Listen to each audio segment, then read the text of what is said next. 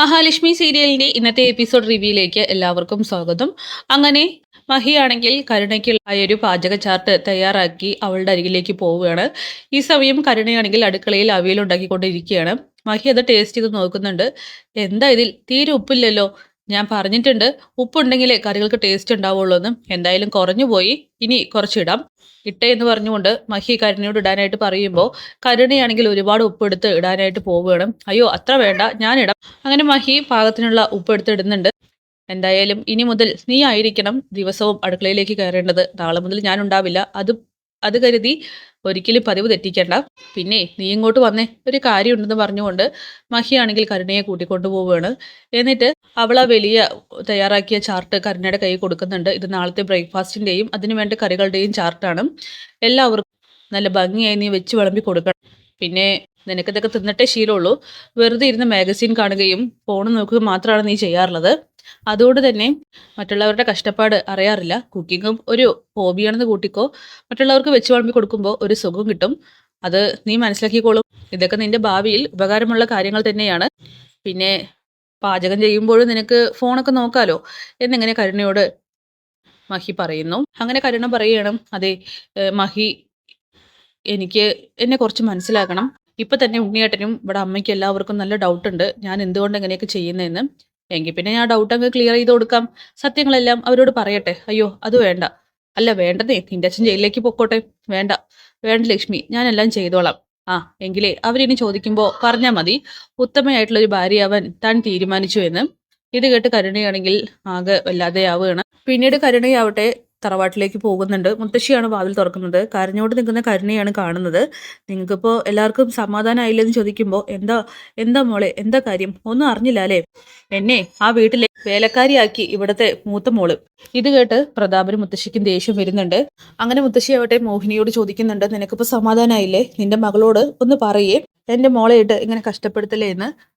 പിന്നെ ഒന്നില്ലെങ്കിലും നിന്റെ മകൾക്ക് ഇത്തിരി നന്ദി വേണ്ടേ? കണ്ണനെ കല്യാണം കഴിക്കാൻ കാരണക്കാരും ഞങ്ങളൊക്കെ അല്ലേ എന്ന് ചോദിക്കുമ്പോൾ, ഓ പിന്നെ നിങ്ങളൊക്കെയാണോ കണ്ണനെ കല്യാണം കഴിക്കാനായിട്ടുള്ള കാരണക്കാര്? എന്റെ മോളെ ശരിക്കും ഒരു വേലക്കാരിയായിട്ടല്ലേ അങ്ങോട്ട് വിട്ടത്. കരുണയെയോ സന്തോഷമായിട്ട് ഉണ്ണിയോടൊപ്പം ജീവിക്കാൻ വേണ്ടിയിട്ട്. എന്തായാലും ഞാനൊന്നും പറയാൻ പോകുന്നില്ല. ഇത്രയെങ്കിലും ശിക്ഷ അവള് ഇവൾക്ക് വിധിക്കണ്ടേ? കാരണം ഒരു തെറ്റും ചെയ്യാതെയാണ് എന്റെ മോളെ കണ്ണൻ പഴിചാർത്തിയത്. അങ്ങനെ പ്രതാപം പറയുന്നുണ്ട്, മോളിനി ഇതൊന്നും സഹിക്കണ്ട എന്ന്. പെട്ടെന്നാണ് കോള് വരുന്നത്. മഹിയാണ് വിളിക്കുന്നത്. നീ എവിടേക്കാടി പോയത്? ഞാൻ നമ്മുടെ വീട്ടിലേക്ക് വന്നതാണെന്ന് കരുണ പറയുമ്പോൾ, ആരോട് ചോദിച്ചിട്ട് നീ പോയേ? എത്രയും പെട്ടെന്ന് അവിടെ നിന്നും ഇങ്ങോട്ട് വരാൻ നോക്ക്. ഇവിടെയുള്ള ജോലികൾ ചെയ്യാതിരിക്കാൻ വേണ്ടിയിട്ടല്ലേ നീ മുങ്ങിയതെന്നൊക്കെ ചോദിക്കുമ്പോൾ, ഞാൻ അങ്ങോട്ട് വരാമെന്ന് പറഞ്ഞ് കരുണയാണെങ്കിൽ ഫോൺ കട്ട് ചെയ്യാണ്. ദേ കണ്ടില്ലേ, അവളാണ് ഇപ്പം എന്നെ നിയന്ത്രിക്കുന്നത്. അവളോട് പറയാതെ വന്നതിന്റെ കലിപ്പാ തീർത്തത്. ഞാൻ അങ്ങോട്ട് പോട്ടെ. മോളെ നീ ഇനി ഇതൊന്നും ചെയ്യാൻ നിൽക്കണ്ട. നീയേ ഇനി അച്ഛൻ പറയുന്നത് കേക്ക്. മോള് ഇങ്ങനെ കഷ്ടപ്പെടേണ്ട ആവശ്യമൊന്നുമില്ല. അച്ഛൻ ജയിലിലേക്ക് പോയിക്കോളാം എന്ന് പറയുമ്പോൾ, ആരും എനിക്ക് വേണ്ടി ജയിലിലേക്കൊന്നും പോകണ്ട. എല്ലാം ഇങ്ങനെ തന്നെ പോട്ടെ. എവിടം വരെ പോകുമെന്ന് നോക്കാം എന്ന് പറഞ്ഞുകൊണ്ട് അവിടെ നിന്നും കരുണ ഇറങ്ങിപ്പോകുന്നു. പിന്നീട് മോഹിനിയോട് മുത്തശ്ശിയും പ്രതാപനും ദേഷ്യപ്പെടുമ്പോൾ, ചെയ്ത് കൂട്ടുന്ന സമയത്തെ ഇതൊക്കെ ഓർക്കണമായിരുന്നു. അപ്പോൾ ഓർത്തില്ലല്ലോ. അതുകൊണ്ടേ നിങ്ങൾ രണ്ടുപേരും അനുഭവിക്കണം എന്ന് പറഞ്ഞ് മോഹിനി അവിടെ നിന്നും പോകുകയാണ്. അങ്ങനെ മുത്തശ്ശിയാണെങ്കിൽ ദേഷ്യത്തോടെ പ്രതാപനോട് പറയുന്നുണ്ട്, ഇതിന്റെ പുറം അടിച്ചു പൊട്ടിക്കാൻ എനിക്ക് തോന്നുന്നതെന്ന് പറയുമ്പോൾ, എങ്കിൽ പിന്നെ അത് ചെയ്യേ, അമ്മ ചെയ്തിട്ട് പോയെന്ന് പറഞ്ഞുകൊണ്ട് പ്രതാപനാണെങ്കിൽ അവന്റെ പുറം കാണിച്ചു കൊടുക്കുകയാണ്.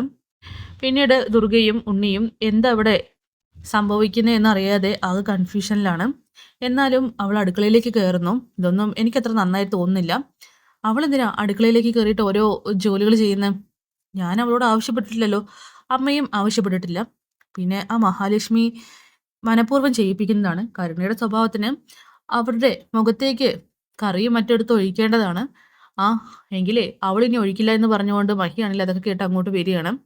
നിങ്ങൾ എൻ്റെ ഭാര്യയെ കൊണ്ട് മനഃപൂർവ്വം ജോലി ചെയ്യിക്കുകയാണോ? ഏയ് ജോലിയൊന്നുമല്ല ചെയ്യിക്കുന്നത്. അവളുടെ ഭാവിക്ക് ആവശ്യമായിട്ടുള്ള കാര്യങ്ങൾ പഠിപ്പിച്ചു കൊടുക്കുന്നു.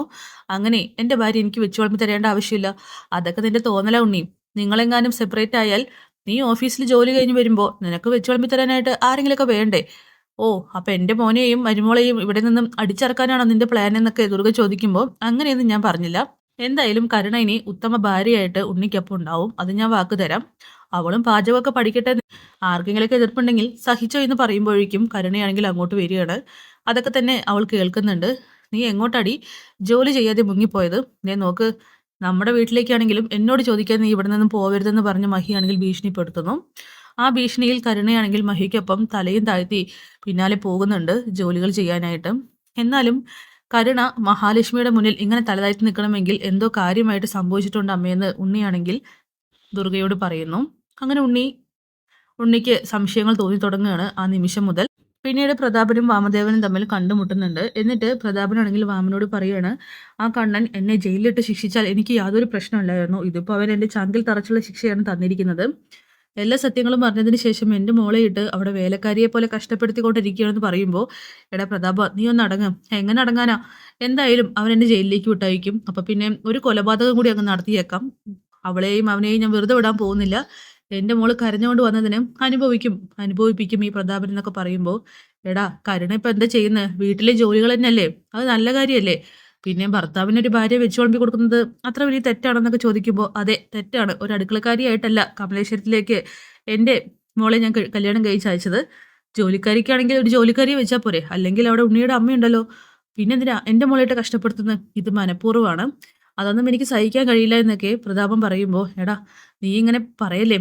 ദേ വാമേട്ടാ, ഞാൻ ജയിലിലേക്ക് പോവുകയാണെങ്കിൽ ഞാൻ നിങ്ങളുടെ പേരും പറയും. എടുത്തു ചാടി ഒന്നും ചെയ്യല്ലേടാ എന്ന് വാമദേവനാണെങ്കിൽ പ്രതാപന്റെ കാല് പിടിക്കുകയാണ്. ഇല്ല വാമേട്ടാ, ഞാൻ തീരുമാനിച്ചു. രണ്ടിൽ ഒരാൾ മതി ഇനി ജീവനോടെ ആ കണ്ണനെ തീർക്കണം.